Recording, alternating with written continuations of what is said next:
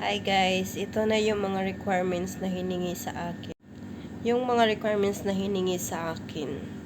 Una, syempre, passport, ticket, round trip ticket, and then hotel booking, and then marriage certificate, and then yung CFO ko na sticker, original, tapos yung appointment ko sa CFO, tapos yung resibo doon sa CFO.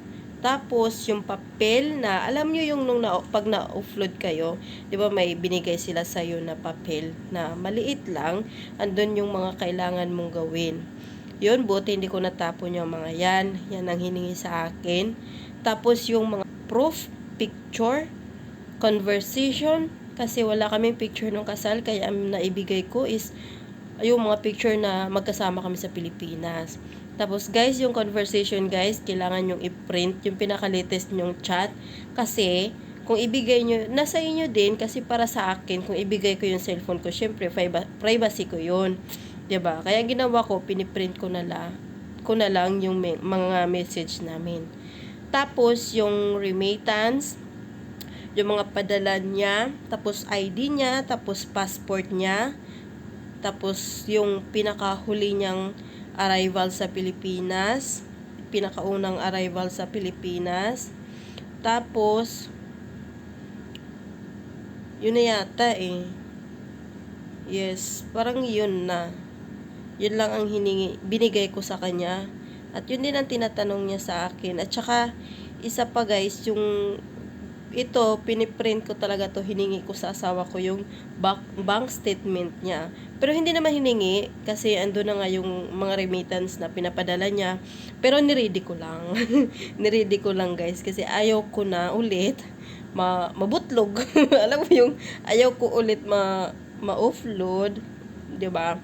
Kaya ayon, pero doon sa pangalawa na ano yun, nung pinasa ko yung mga requirements ko, hindi yun doon sa counter guys, nung unang pasok mo talaga sa immigration sa counter, hindi yun. Pinasa ako doon sa mga magpapasa ng mga papel, yung mga requirements. Doon, umabot din ako doon ng mga siguro 1 oras din. Pero okay lang kasi maba pa yung oras ko nga, kasi maaga nga akong nag-check-in, maaga akong pumunta ng immigration bago ako maglakwatsa sa loob ng airport, 'di ba? Kaya natapos din ako, pero nahuli na ako dun sa buggy nila, yung magsusundo ng mga ano tawag yan, magsusundo ng mga pasahero nila.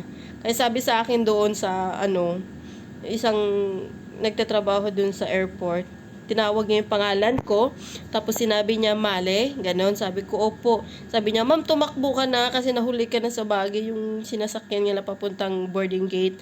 Kaya tumakbo ako, pero mahaba pa rin pala oras ko sa boarding gate, guys. Oo, ang haba. Kaya tumakbo, hindi kumain kasi nga akala ko huli na ako, 'di ba? Syempre, first time. Hindi ko alam. Oo. Yun yung experience ko sa immigration nung natuloy na ako. Lahat ng requirements na yun, guys. Nung panahon pa ng pandemic. Kasagsagan ng pandemic, kumbaga.